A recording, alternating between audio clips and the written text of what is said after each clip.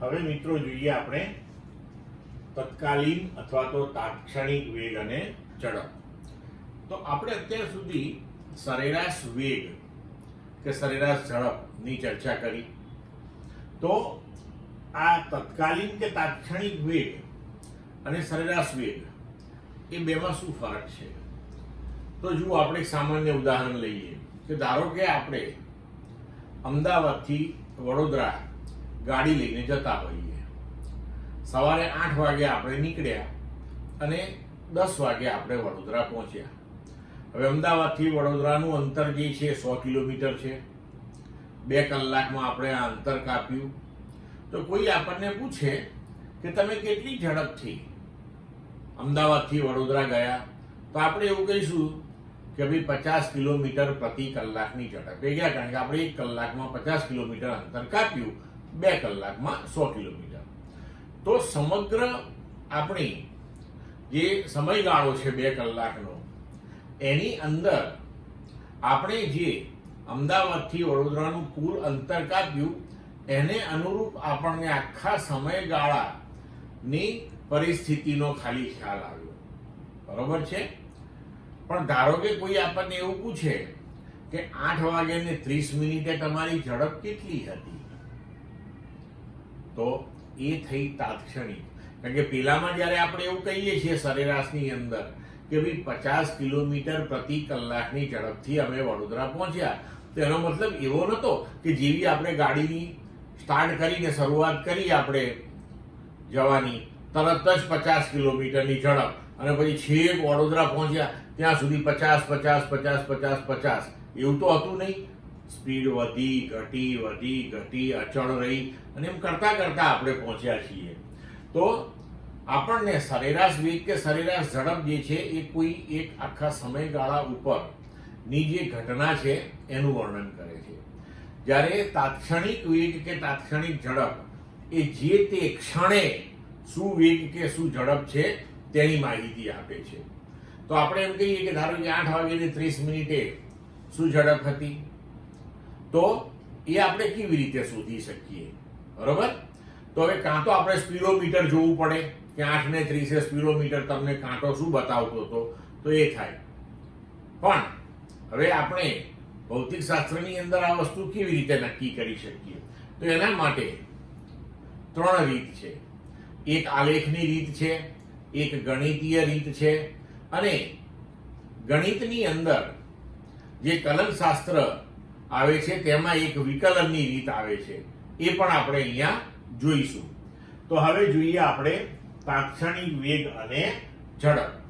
તો આ જે તાત્ક્ષણિક વેગ કે ઝડપ આપણે ડિસ્કસ કરવા જઈ રહ્યા છીએ, જેની ચર્ચા કરવા જઈ રહ્યા છીએ, બરોબર, એ એકચ્યુઅલી અહીંયા આગળ આપણે કેવી રીતે ચર્ચામાં લઈશું? જુઓ, ધારો કે આપણે કોઈ એક આખો સમયગાળો વિચાર્યો કે મેં તમને કહ્યું એમ કે ભાઈ 8 વાગ્યાથી શરૂ કરી 10 વાગ્યા સુધીમાં આપણે વડોદરા પહોંચ્યા.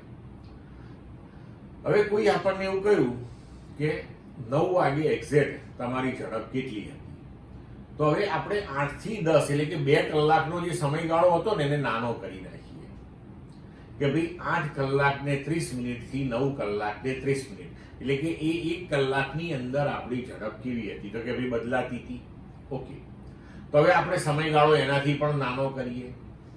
તો આવી રીતના સમયગાળો ધારો કે નાનો કરતા કરતા આપણે એવું જોયું કે 8 વાગે ને 45 મિનિટ થી શરૂ કરી ને 9 વાગે ને 15 મિનિટ, એટલે કે એ અડધો કલાક દરમિયાન આપણી ગાડી અચળ ઝડપથી ગઈ હતી. એમાં કોઈ ફેરફાર આવ્યો નહોતો. તેનો મતલબ એ થયો કે 9 વાગે ઝડપ કેટલી? તો કે એ જે અચળ ઝડપ હતી એટલી. તો અહીંયા આપણે તાત્ક્ષણિક વેગ શોધવા માટે કે ઝડપ શોધવા માટે આ જ કોન્સેપ્ટ વાપરવાના છીએ કે ભાઈ સમયગાળો બને તેટલો નાનો લેતા જઈશું અને પ્રત્યેક સૂક્ષ્મ સમયગાળા માટે આપણે ઝડપ શોધીશું. અને જ્યારે એનું મૂલ્ય અચળ આવી જાય તો જે તે સમયગાળાની અંદર જો એનું મૂલ્ય અચળ હોય તો એ સમયગાળાની અંદરની કોઈ ક્ષણ આપણે વિચારીએ તો એ ક્ષણે એ ઝડપ કે વેગ એટલો જ હોય તો એને આપણે તાત્ક્ષણિક વેગ કે ઝડપ કહી શકીએ. હવે જુઓ, સૌથી પહેલા આપણે આલેખની રીત જોઈએ. તો માની લો કે આપણી પાસે x વિરુદ્ધ t નો આલેખ આવી રીતે આકૃતિમાં દર્શાવ્યા મુજબનો છે. હવે અહીંયા આપણે આ 4 સેકન્ડ જે છે એને સંદર્ભ લઈએ કે ભાઈ 4 સેકન્ડે ઝડપ કેટલી. તો આપણે આગળ ઉપર સમજી ગયા છીએ કે x વિરુદ્ધ t નો જો આલેખ તમારી પાસે હોય, બરોબર, તો એ આલેખનો ઢાળ જે છે એટલે કે delta x by delta t એ તમને ઝડપ આપે. પણ હવે અહીંયા જુઓ, ધારો કે આપણે 3 થી 5, બરોબર છે, 3 થી 5 2 સેકન્ડનો સમયગાળો લઈએ તો 3 સેકન્ડે આપણી પાસે અહીંયા આ P બિંદુને અનુરૂપ સ્થાન 2 મળે, 5 ને અનુરૂપ અહીંયા લગભગ 10 મળે. હવે તમે આ P અને P2 ને જોડી દો અહીંયા આગળ, બરોબર છે, P1 અને P2 ને, તો આપણને આ જે સુરેખા મળી P1 P2 ને જોડતી એનો ઢાળ આપણને ઝડપ આપશે. પણ આ તો સરેરાશ થઈ. 5 ઓછા 3 એટલે કે 2 સેકન્ડના સમયગાળા દરમિયાન આપણે ઝડપ સુધી, તે તો સરેરાશ થઈ, બરોબર. તો હવે આપણે એક કામ કરીએ, સમયગાળો નાનો નાનો નાનો નાનો લેતા જઈશું, બરોબર છે. તો નાનો સમયગાળો એટલે પછી આપણે 3.5 થી 4.5 લીધું. તો આપણે અહીંયા જુઓ કે Q1 અને Q2 એવા બે બિંદુઓ મળ્યા આપણને આલેખ ઉપર, એને જોડી દીધા તો Q1 Q2 આપણને સુરેખા મળી. એનો ફરીથી ઢાળ શોધીએ. તો એમ કરતા કરતા જો આપણે સમયગાળો 4 ને મધ્યમાં રાખીને નાનો નાનો કરતા જઈએ તો તમે જોઈ શકો છો કે આ P1 P2 પછી Q1 Q2 પછી T1 T2 આ જે રેખાઓ તૈયાર થાય છે અહીંયા, એ 4 સેકન્ડે જે આપણે બિંદુ અહીંયા વિચારવાના છીએ એની નજીક નજીક નજીક નજીક જઈ રહ્યું છે, બરોબર છે. તો હવે અહીંયા આગળ આપણે એને અનુરૂપ જો શોધતા જઈએ ઝડપ, તો એવું બને કે કોઈ એક સૂક્ષ્મ સમયગાળો હોય, ધારો કે 3.9 સેકન્ડ થી શરૂ કરીને 4.1 સેકન્ડ, બરોબર. તો આ સૂક્ષ્મ સમયગાળામાં જો તમારી ઝડપ અચળ આવી ગઈ તો એનો મતલબ એ થયો કે 4 સેકન્ડે આ ઝડપ આ છે, તો એને આપણે જે તે ક્ષણની ઝડપ એટલે કે તાત્ક્ષણિક કહી શકીએ. તો હવે સમયગાળો નાનો નાનો નાનો લેતા જઈએ તો ગણિત શાસ્ત્રની અંદર એક વિભાગ આવે છે, એક શાખા છે જેને આપણે કહીએ છીએ કલનશાસ્ત્ર. તો એ કલનશાસ્ત્રની ભાષામાં આ નાનો નાનો નાનો એટલે કે એને લખાય છે લિમિટ. લિમિટનું શોર્ટ ફોર્મ લખાય છે LIM. ડેલ્ટા ટી સમયગાળો ટેન્ડ્સ ટુ 0, 0 ની તરફ જવાનું છે. સમયગાળો નાનો નાનો કરવાનો છે, 0 નથી કરવાનો. અને આ શરતનું પાલન કરીને આપણે ડેલ્ટા x ભાગ્યા ડેલ્ટા ટી ગણવાનું છે. તો હવે અહીંયા આગળ આપણે સમજી શકીએ કે જો અત્યંત સૂક્ષ્મ સમયગાળો લઈએ તો એ જે ગાળાને અનુરૂપ આપણને અહીંયા આલેખ પર રેખા મળશે એ લગભગ જે તે પોઈન્ટ પાસેનો સ્પર્શક હશે, જે તે પોઈન્ટ પાસેનો સ્પર્શક હશે. અને કોઈ પણ બિંદુ પાસે તમે સ્પર્શક દોરો તો એ સ્પર્શક હંમેશા એક અને માત્ર એક જ હોય, અને એ સ્પર્શકનો આપણે ઢાળ લઈએ તો એ થશે delta x by delta T. તો આવી રીતે આપણને તાત્ક્ષણિક ઝડપ આલેખની રીતે મળે છે. પણ હવે તમે જોઈ શકો છો કે આલેખની રીતથી તાત્કાલિક વેગ શોધવા જે તે બિંદુ પાસેના સ્પર્શકનો ઢાળ શોધવામાં આવે છે. પણ આ બધું સુવિધાજનક નથી એમ, બરોબર. સુરેખ રેખા પરની ગતિ માટે ઢાળ શૂન્ય હોય છે, એટલે કે સરેરાશ વેગ અને તત્કાલીન વેગના મૂલ્યો સમાન મળે છે, બરોબર છે. તો પણ આ જે આપણે પદ્ધતિ અહીંયા ચર્ચા કરી તો આ આપણા માટે સુવિધાજનક નથી, એ તો તમને ખ્યાલ આવે જ છે. પણ આવી એક પદ્ધતિ છે. તો હવે આપણે આ સુવિધાજનક નથી તો બીજી પદ્ધતિ વિચારીએ હવે, બરોબર મિત્રો. હવે આપણે એક ગણિતીય પદ્ધતિ જોઈએ. ધારો કે અનિયમિત ગતિ કરતી કારનું ગતિનું સમીકરણ x બરાબર 0.08 t ક્યુબ છે. એટલે કે સમયને અનુરૂપ તેના સ્થાન આ સમીકરણને આધીન બદલાય છે.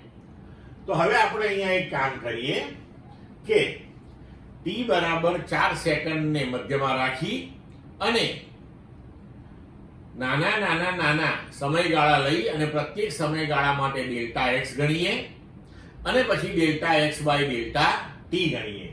તો અહીંયા જુઓ t બરાબર 4 સેકન્ડે તત્કાલીન વેગ આપણે મેળવવો છે. તો એના માટે આપણે એક આવો અવલોકન કોઠો તૈયાર કરીએ કે જેની અંદર આપણે delta x by delta t માટેનું સીમાંત મૂલ્ય શોધીએ.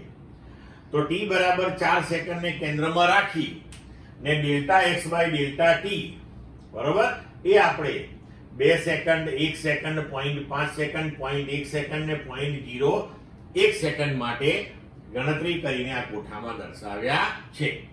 હવે આપણે આ ગણતરી કેવી રીતે કરવાની તો એ આપણે એક ઉદાહરણ સમજી લઈએ. તો ધારો કે આપણે t1 3 સેકન્ડ લઈએ તો 3 સેકન્ડને અનુરૂપ આ સમીકરણની આપણે t ની વેલ્યુ t ની કિંમત 3 મૂકીએ તો x આપણને મળે એ x1 બરાબર 0.08 t ક્યુબ એટલે કે 3 નો ઘન એટલે આનો જવાબ આવશે 2.16 મીટર. હવે આપણે t2 સમય લઈએ આ 5 સેકન્ડ બરોબર એટલે કે આ બે આપણે સમય લીધા.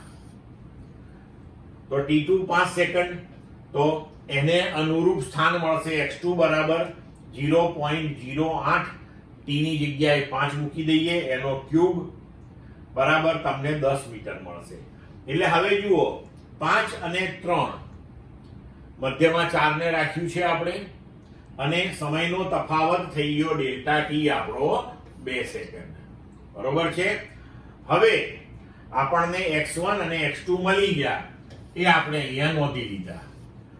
તો તેને અનુરૂપ આપણે સમયગાળો ડેલ્ટા t 2 સેકન્ડ અને અહીંયા x માં ફેરફાર ડેલ્ટા x બરાબર x2 માઈનસ x1 બરાબર 10 ઓછા 2.16 એટલે 7.84 આ મળી ગયું. હવે આપણે ડેલ્ટા x ભાગ્યા ડેલ્ટા t તો આ કિંમત શોધી. ડેલ્ટા x એટલે આપણો 7.84 ડેલ્ટા t એટલે 2 તો તેને અનુરૂપ આપણે અહીંયા delta x by delta t 3.92 શોધ્યું. હવે જુઓ મિત્રો અહીંયા આ થયો સરેરાશ વેગ. હવે આપણે તાત્ક્ષણિક જોઈએ છે એક્ઝેક્ટ 4 સેકન્ડે આ તો આટલા ગાળામાં મળ્યો. તો હવે આપણે સમયગાળો નાનો કરતા જઈએ. તો જો સમયગાળો આપણે 1 સેકન્ડનો લીધો એટલે કે 3.5 થી 4.5 અને ફરીથી delta x by delta t મળ્યું. 0.5 નો સમયગાળો 3.75 થી 4.25 પછી 0.1 નો સમયગાળો તો 3.95 થી 4.05 0.01 નો સમયગાળો એટલે 3.995 થી 4.005. તો હવે આપણે સમયગાળો નાનો કરતા ગયા અને પ્રત્યેક નાના સમયગાળા માટે આપણે delta x by delta t ગણતા ગયા. તો હવે સમયગાળો નાનો તો કેટલો નાનો આ પ્રશ્ન બહુ મોટો થાય આપણા માટે. ક્યાં સુધી આવી ગણતરીઓ કરવાની તો ત્યાં સુધી કે જ્યાં સુધી આપણું delta x by delta t નું મૂલ્ય અચળ આવે નહીં. તો હવે તમે જોઈ શકો છો અહીંયા કે જો આ મૂલ્યો હવે અચળ આવવાના શરૂ થઈ ગયા 3.84 બરોબર. એનો મતલબ કે આપણો આ સમયગાળો 0.1 સમયગાળો એ પૂરતો નાનો છે. તો તમે 3.95 સેકન્ડ થી શરૂ કરીને 4.05 સેકન્ડ સુધી જો અચળ વેગ 3.84 હોય તેનો મતલબ એ થયો કે આ બેની વચ્ચે 4 સેકન્ડ છે તો 4 સેકન્ડે પણ આ જ હશે. તો આપણે કહી શકીએ કે હવે 4 સેકન્ડે તાત્ક્ષણિક વેગ 3.84 છે. પણ અહીંયા તમે જોઈ શકો છો કે આ પદ્ધતિ જે છે એ પણ કઈ સુવિધાજનક નથી, કારણ કે આપણે તો ગણતરીઓ કરે જ જવી પડે અને પછી અચળ અચળ અચળ આવે ત્યારે આપણને ખબર પડે કે હવે અચળ આવવાનું ચાલુ થયું છે, તો કે ભાઈ આપણે અહીંયા આગળ અટકી જવાનું હતું કે આ ગાળા ઉપર, બરોબર છે, પણ સુવિધાજનક નથી, બહુ જ લંબાણપૂર્વકની ગણતરીઓ થઈ જાય. તો હવે આપણે ત્રીજી પદ્ધતિ જોઈએ કે જે સુવિધાજનક છે. તો ગણિતની અંદર જે શાખા છે કલનશાસ્ત્ર, એની અંદર એક વિકલન કરીને ગણતરીઓ આવે છે એને આધીન. તો એ વિકલનથી કેવી રીતે આ ગણી શકાય, કારણ કે એમાં પણ એ લોકો વિધેય અને ચલ એના ફેરફારોનું નામ આપીને સરવાળે ગણતરીઓ આ પ્રકારની જ કરે છે કે ચલની અંદર થતા સૂક્ષ્મ ફેરફારને અનુરૂપ વિધેયમાં થતો સૂક્ષ્મ ફેરફાર ગણે અને પછી વિધેયનો ફેરફાર ભાગ્યા ચલનો ફેરફાર એ ગુણોત્તર શોધે. તો આના જેવી જ એ પદ્ધતિ થઈ. તો હવે આપણે એની ચર્ચા કરીએ. હવે જુઓ, તત્કાલીન વેગને સરેરાશ વેગના અતિ સૂક્ષ્મ સમયગાળા ડેલ્ટા ટી ના લક્ષ વડે દર્શાવી શકાય છે. એટલે કે આપણે લખી શકીએ કે v બરાબર limit delta T tends to 0 અને આ શરતને આધીન આ ગુણોત્તર આપણે શોધીએ એટલે કે limit delta T tends to 0 delta x by delta T. તો આ થઈ ગયો આપણો તત્કાલીન કે તાત્ક્ષણિક વેગ. હવે એને સંજ્ઞાત્મક રીતે લખાય છે v બરાબર dx બાય dt અથવા તો x ની ઉપર ટપકું મૂકીને x ડોટ પણ લખાય છે.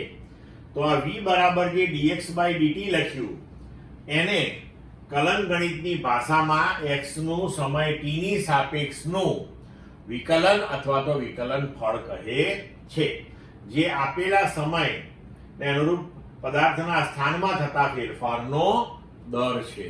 બરોબર.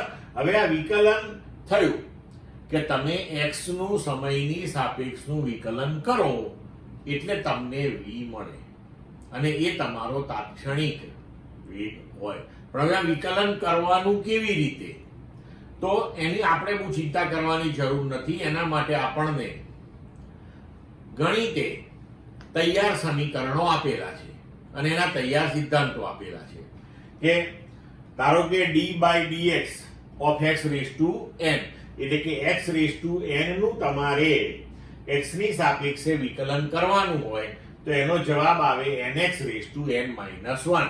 એટલે કે આપણે ઘાત જે છે એ ગુણાકારમાં લેવાનો અને ઘાતની અંદર એકનો ઘટાડો કરવાનો, તો આપણને સીધો જ જવાબ મળી જાય. બરોબર.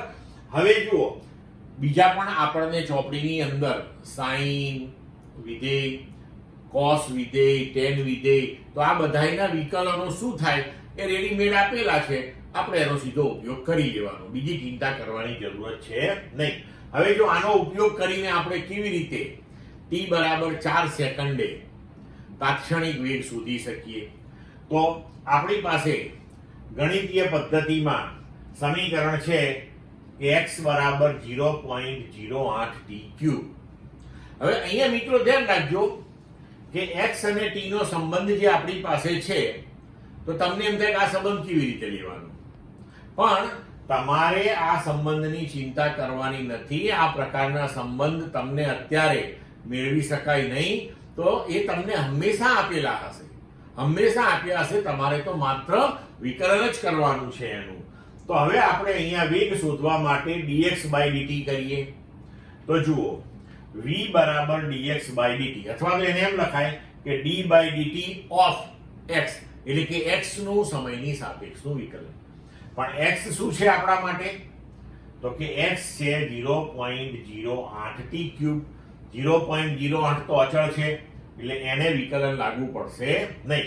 હવે આપણે વિકલન લાગુ પાડવાનું છે t ક્યુબ માટે. તો અહીંયા જુઓ, d by dx x raise to n, તો અહીંયા d by dt t cube એક સરખું થઈ ગયું. હવે આ નિયમ લાગુ પાડી દઈએ તો કે ઘાત જે છે એ ગુણાકારમાં આવી ગયો, તો 3 t ની આગળ આવી ગયો અને ઘાતની અંદર 1 નો ઘટાડો કર્યો તો t રેઝ ટુ 3 ઓછા 1. તો હવે અહીંયા આપણને તમે જુઓ કે v બરાબર 0.24 ઇન્ટુ t સ્ક્વેર આ પ્રકારનું સમીકરણ મળ્યું. તો આપણે બીજા શબ્દોમાં એવું કહી શકીએ કે આપણને v અને t નો સંબંધ મળી ગયો અહીંયા.